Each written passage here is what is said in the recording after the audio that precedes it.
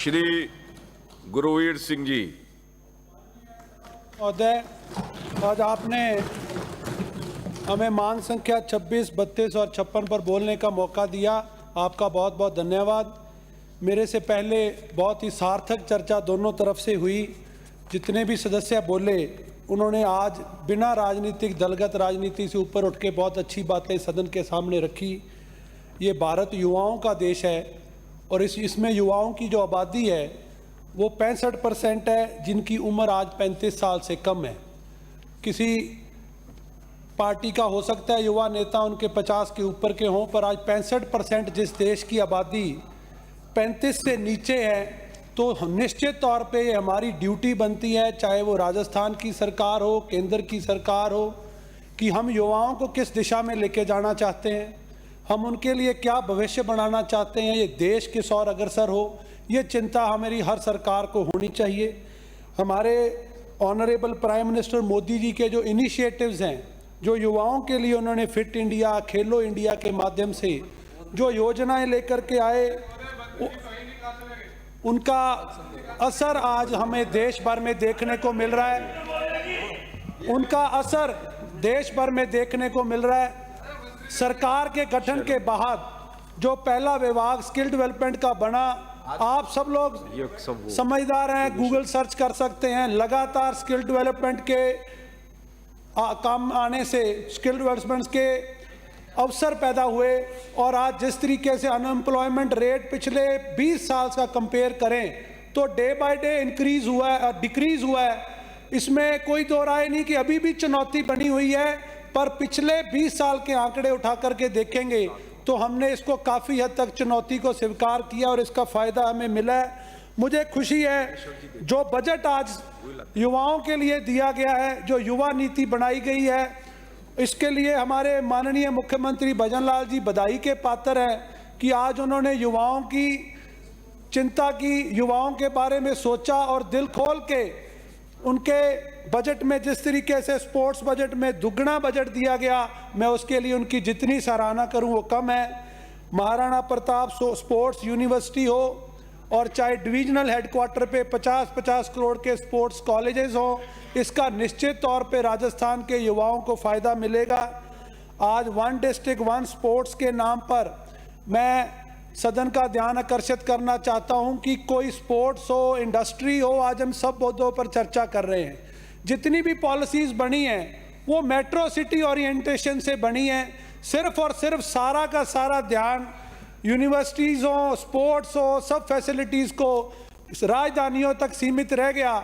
जिला हेडक्वार्टर, तहसील हेडक्वार्टर और हमारी सरकार ने पंचायत हेडक्वार्टर तक पहुंचने की संकल्प आज इस बजट में लिया है, ये बहुत स्वागत योग्य है। और स्पोर्ट्स लाइफ इंश्योरेंस का जो बजट में घोषणा की गई है कि इंटरनेशनल मेडलिस्ट विनर्स को दिया जाएगा, मैं सभापति महोदय आपके माध्यम से स्पोर्ट्स मिनिस्टर से रिक्वेस्ट करूंगा कि आप सभी नेशनल प्लेयर्स को भी, जो गेम विनर्स हैं, उनको भी इसमें जोड़ा जाए ताकि ज़्यादा से ज़्यादा खिलाड़ियों को इसका फ़ायदा मिले। आज जो नेशनल स्टेट प्लेयर्स हैं उनकी डाइट की चिंता पहले भी की और हमारे मंत्री जी स्पोर्ट्स के जुड़े हुए हैं और इन्होंने देश का नाम रोशन पूरी दुनिया में।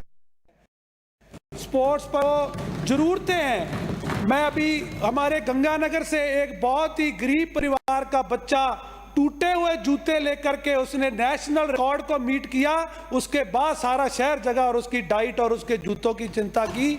मैं ऐसी बहुत सी चीज़ें हैं, वो बच्चे कोचेस पे निर्भर हैं, वो एकेडमीज पे निर्भर हैं, जो बच्चों में टैलेंट है। आज अगर हम सरकार बहुत से पैसे खर्च कर रही है, कोई सरकार सड़क छोटी या बड़ी बन जाएगी, पर उन बच्चों का हमें ध्यान रखना चाहिए, उनकी डाइट का, उनकी फैसिलिटीज़ का, ये हमारा आज फर्ज बनता है। ओपन जिम, प्लेग्राउंड्स की आपने बात कही, जिसका जो एक मुझे वहाँ शंका है, 10,000 पॉपुलेशन वाला आप बैरियर तोड़ के उसको सभी पंचायत मुख्यालय पे कर दीजिए ताकि हर युवा को मौका मिले। 10,000 की आबादी वाले गांव पंचायतें बहुत कम हैं, ज़्यादा से ज़्यादा पंचायतें इसमें जुड़ पाएँ। आपको अगर कोई पंचायतों में फंड देने का इशू है तो मैंने निजी तौर पे, मैं मेरी पर्सनल राय आपको बताता हूं, पहले मेरे दादाजी विधायक रहे तब भी हमने प्रत्येक ग्राम पंचायत पे वॉलीबॉल के ग्राउंड और ट्रैक्स बनाने का काम किया। आज भी हमें एमएलए लैड पे भी जितना पैसा मिलेगा वो ज़्यादा से ज़्यादा युवाओं के काम आए, ये हमारा टारगेट हमने लिया है। सरपंचों की मांगे इंटरलॉकिंग टाइल्स दे दीजिए, वो अपनी कमाई की सोचते हैं। मेरा ये मानना है कि हम स्पोर्ट्स के ऊपर, युवाओं के ऊपर एमएलए लैड, एमपी लैड की कोई रेशो सरकार सेट कर दे, हम उसको वहाँ यूटिलाइज कर सकें। हमारी सरकार ने बजट में साधु शहर को स्टेडियम और मॉडर्न फैसिलिटीज डेवलप करने का काम घोषणा की है। 2013 से 18 में जब हम सरकार में थे, वसुंधरा राजे जी की सरकार में, हमने उस टाइम जो उसकी पूर्ववर्ती सरकार ने वहाँ कॉलोनियाँ काटने के लिए आरक्षित कर दी थी, 2-3 साल तक उसके पीछे पड़े और वो जगह ग्राउंड के लिए आरक्षित की। 5 साल बीत जाने के बाद भी एक पैसा नहीं लगा। आज हमारी सरकार ने पहले बजट में वहाँ सिंथेटिक ट्रैक्स और इनके लिए हमने जो प्रस्ताव भेजे हैं, हमारे मंत्री जी उसको मंजूरी देंगे, मैं ऐसी आशा आपसे करता हूँ। और लालगढ़ गांव का मैं सदन के पटल पे रखना चाहता हूं कि हमारा लालगढ़ गंगानगर जिले का सबसे बड़ा गांव है, पूरे राजस्थान का एकमात्र गांव होगा जिसमें इंटरनेशनल 32 खिलाड़ी हैंडबॉल के दिए हैं, जिसमें नेशनल के 125 खिलाड़ी दिए हैं। और इस गांव ने अकेले लालगढ़ गांव के नेशनल जो गोल्ड मेडल हैं वो 60 इस गांव के युवाओं ने जीते हैं। और महाराणा प्रताप अवार्ड एक पर्टिकुलर एक गांव से आए हैं। और हमारी पिछली सरकार ने हैंडबॉल एकेडमी वहां जहां लालगढ़ में बनाई, कांग्रेस की सरकार ने आते ही इनका कोई कुर्सी बचाने के चक्कर में किसी की वोट चाहिए होगा, वो हैंडबॉल की एकेडमी उठा करके जैसलमेर पटक दी। वहां ना खिलाड़ी हैं, हमें जैसलमेर से एतराज नहीं है, पर आप हमारे लालगढ़ को एकेडमी दोबारा मिले। मैंने क्वेश्चन लगाया, आज भी बजट उसका लालगढ़ एकेडमी के नाम से बोल रहा है, पर हमें एक पैसा उसका लाभ नहीं मिला। तो मैं आज उसी गांव का, अभी आज से 5 दिन पहले जो जयपुर में अंतर्राष्ट्रीय लेवल पर यहाँ टूर्नामेंट हैंडबॉल का हुआ, वो जो कैप्टन इंडियन टीम को लीड कर रहा था जसप्रीत सिंह, वो भी हमारे लालगढ़ गांव का था। तो मंत्री महोदय दोबारा कृपा करें। और आज जो सरकार ने डी एडिक्शन सेंटर जो 10 जिले को दिए हैं, ये गंगानगर जिला पाकिस्तान और पंजाब की सीमा पर है। पंजाब वो प्रदेश है जिन्होंने सदियों से जितने भी इस देश पर आक्रमण हुए हैं उसको सबसे ज्यादा अगर किसी ने अपनी छाती पे झेले हैं तो वो पंजाब है। आपके पड़ोसी अंतर्राष्ट्रीय सीमा पे होने के नाते ड्रोन के माध्यम से वहां नशा घेरते हैं और वहां हेरोइन, चिट्टा, एलईडी, ना जाने क्या क्या नाम से नशे बिक रहे हैं। माँ बाप चिंता में हैं, नौजवान पीढ़ी विदेशी ताकतों के हाथ चढ़ के आज वो ड्रग माफिया, जो नारकोटिक्स का जो जो वहाँ पूरा बिजनेस चल रहा है, उसकी जो टर्नओवर आंकी गई है वो तकरीबन 17 से 18 हजार करोड़ की है। हमें उन युवाओं को पटरी पे लाना है और उसके लिए मैंने प्रधानमंत्री जी से निवेदन किया। पर्सनली हमें एक बार मोहल्ले का मौका मिला, हमने चिट्ठी लिखी और मुझे खुशी है कि हमारी सरकार ने पहले क्वार्टर में इस पे एक्शन लिया है। चाहे आज anti narcotics special task force हो, चाहे डी एडिक्शन सेंटर्स हो, और चाहे इसके मुहिम जो गंगानगर में हमने छेड़ी, जिस दिन मैं विधायक बना, साधु शहर की जनता की कृपा से अभी तक पिछले 6 महीनों में 260 एनडीपीएस के केस दर्ज हो गए और तो करोड़ों की जो आपकी स्मैक और चिट्टा जो नौजवानों की जिंदगी लील रहा था, आज उनके ऊपर केस किए हैं। 11 फर्जी नशा छड़ाऊ केंद्रों पर जेलों की सलाखों में बंद कर दिया है। 4 सेकेटरी सेंटर्स को बंद कर दिया है। मेडिकल स्टोर्स की जांच हो रही है। मैं इसके लिए सरकार का और प्रशासन का धन्यवाद करता हूं। इनकी कोई राजनीतिक मजबूरी रही होगी, अपने एमएलए को बचा के रखना था। 11 सेंटर एक मंडी में चलने और नौजवानों को नशे की भेंट चढ़ाना, ये इन्होंने कुछ जवानों के साथ उनका कठोरा घात किया है। मैं खेल मंत्री जी से निवेदन करूंगा, प्रत्येक ग्राम पंचायत पे स्पोर्ट्स क्लब को आप मान्यता दे दीजिए, जो उसके आप नियम कायदे बना लीजिए, पर वो उनको हम डायरेक्ट फैसिलिटी दे सके। किसी गांव में आर्चरी के प्लेयर हैं, किसी गांव में हॉकी के प्लेयर हैं, कहीं कबड्डी का मैट की जरूरत है, कहीं जेवलिन थ्रोअर्स को उनके स्टिक की जरूरत है। इसके लिए मैं आपसे मांग करूंगा। और लेबर वेलफेयर सेस में जो स्कीम्स मिलती थी, करोड़ों रुपए का फंड पड़ा है, यूटिलाइज नहीं कर पा रहे हैं। आप इसको भी उद्योग मंत्री होने के नाते इसके लिए सुचारू रूप से काम करने के लिए आप मुझे उम्मीद है। और दूसरा, स्टूडेंट काउंसिल के जो इलेक्शन है, दोनों पार्टियों और इस पूरे सदन में बहुत से सदस्य हैं, वो उस प्राइमरी स्कूल जो पॉलिटिक्स का है, इंस्टीट्यूशन से निकल करके आए हैं। मैं मांग करता हूं सरकार से कि दोबारा आपको कॉलेज और यूनिवर्सिटीज में वो टैलेंट को निखारिए जो हमारे इन सदन में आएगा, पार्लियामेंट में जाएगा, उनके चुनाव कराइए ताकि इस सदन को नए नेता मिले, इस समाज को नई आवाज उठाने वाले नेता मिले। माननीय सभापति महोदय, 2 मिनट दूंगा इंडस्ट्री पे। हम देहाती इलाके से आते हैं, पर हमारी भी छोटी छोटी मांगे हैं, क्योंकि ये जितनी भी सरकारें आती हैं, इनका कोई ना कोई क्या लालच रहता है, ये सारे का सारा मेट्रो सिटीज को देना चाहते हैं। आज हमारी सरकार ने जो पहल की है, 1 डिस्ट्रिक्ट 1 प्रोडक्ट के नाम से जो पहल की है, मैं उसका स्वागत करता हूं। आपने एक्सपोर्ट हब बनाने की बात की है।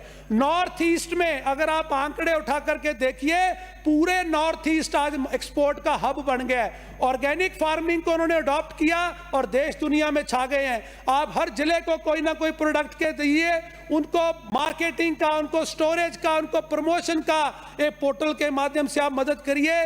उद्योग विभाग के कर्मचारी एसी लगाकर नहीं बैठे, दुनिया की मार्केट को तलाशें कि क्या मार्केट में चल रहा है। हमें टारगेट मैन्युफैक्चरिंग करनी चाहिए कि हमें जरूरत कहां है। ऐसे ही हम उसको startup India, make in India को अगर बढ़ावा देना है तो इन सब चीजों पे हमें पहल करनी होगी।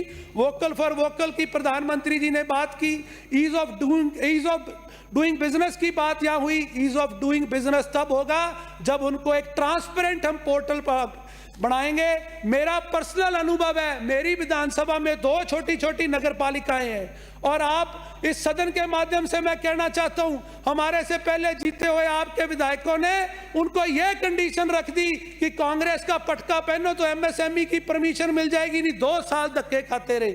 मैं उद्योग मंत्रालय से बेनती करता हूं, आप हर एक टेबल का उसका टाइम निश्चित कर दीजिए। अगर उसकी फाइल डिजर्व करती है, सैंक्शन कर दीजिए, और अगर नहीं करती तो 15 दिन में रिजेक्ट करके उसको रीजन के साथ बताइए। उसको नेताओं के, ऑफिसर्स के धक्के नहीं खाने पड़े, उनको इनके पीछे फाइलें लेके और पैसे लेके नहीं घूमना पड़े। ये मेरी बेनती है। और मेरा आपसे मांग है, गंगानगर को फूड पार्क और फूड प्रोसेसिंग यूनिट्स देने का काम करिए। आज हॉर्टिकल्चर के नाम पे किन्नू, अमरूद, अनार राजस्थान में हो रहा है, इसका फायदा हम ले सकें। एथनॉल का, फार्मास्यूटिकल कंपनीज की अभी बात हुई, हिमाचल के छोटे छोटे गांव जिसमें बद्दी, नालागढ़, उत्तराखंड का काला अंब, उन्होंने फार्मास्यूटिकल कंपनीज के लिए SEZ की घोषणा की। आज पूरा नॉर्थ इंडिया की फार्मास्यूटिकल कंपनीज वहां ट्रांसफर हो गई। हम राजस्थान में ऐसी पहल क्यों नहीं करते? हम राजस्थान के ऐसे 4 या 5, हमारे पास जमीन की कमी नहीं है, हाईवेज की कमी नहीं है, रेलवेज की कमी नहीं है, कनेक्टिविटी की प्रॉब्लम नहीं है। हमें इसके ऊपर ध्यान देना चाहिए, IT इंडस्ट्री की तरफ ध्यान देना चाहिए।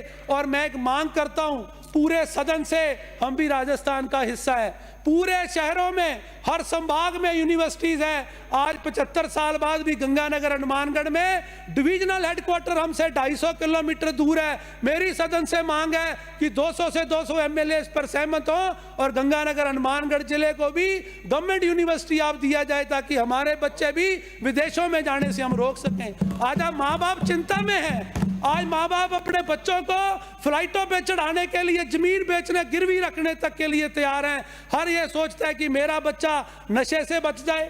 वो ऐसा क्या विदेशों में देख रहे हैं कि सब कोई अपना जी जान लगा करके, अपनी प्रॉपर्टीज बेच करके वो बाहर भेजना चाह रहे हैं। इन सब चीजों पे हमें चिंता करने की जरूरत है। और मेरी आपसे मांग है कि जो एक हमारा डिपार्टमेंट महिला एवं बाल विकास का छोटी सी मांगे रखना चाहूंगा। पंजाब ने एक नई पहल की है, पंजाब ने किन्नू पोषाहार में देने के लिए उन्होंने पिछली सरकार भी शुरू किया है। मैं आपसे मांग करता हूं कि राजस्थान में तो अपार संभावनाएं हैं, हर जिले के पास अपना प्रोडक्ट है। गंगानगर में किन्नू है, राजस्थान में कहीं अमरूद हो रहा है, कहीं अनार हो रहा है, कहीं खजूर हो रहा है। आप लोकल किसानों को प्रोत्साहन दीजिए, जिस जिले में जो मौसमी फल हो रहा है वो पोषाहार में जोड़ा जाए। और मैं बेनती करूंगा, राज्य में हमारे सादुल शहर में अभी तक आपके महिला बाल विकास का खुद का स्थानीय न जगह है, न कार्यालय है। और इसके अलावा राज्य में आंगनबाड़ी केंद्रों के पोषाहार वितरण का काम बीजेपी की सरकार ने SSG के माध्यम से होता था, जो पिछली सरकार ने सेंट्रलाइज करके कुछ चंद कंपनियों को फायदा दे दिया। मान्यवर, लोकल लोगों को प्रोत्साहन दीजिए, स्टार्टअप्स बनाइए, नए युवा आगे आए, उनसे आप माल खरीदिए, युवाओं को नौकरी मिलेगी, उनके जेब में जो 4 पैसे जाएंगे करेंगे, अच्छा अनाज सही समय पर मिले। इतना ही कहते हुए आप सबने आप सुना, आपने मौका दिया, बहुत बहुत धन्यवाद। जय हिंद।